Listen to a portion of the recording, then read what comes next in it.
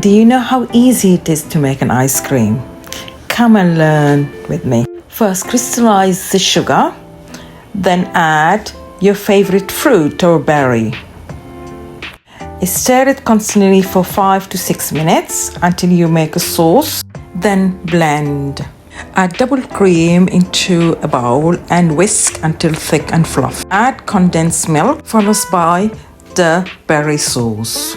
Gently fold it in, and you can actually do this in a freezer container. Preparing the chocolate chips. Then add it into your ice cream. You can add a meringue if you wish. Now scoop all the ice cream into your favorite container and freeze for at least 6 hours or overnight. Take it out of the freezer half an hour before you serve it. Serve it, and there you go. Easy peasy, lemony squeezy. Enjoy بالهنا والشفا.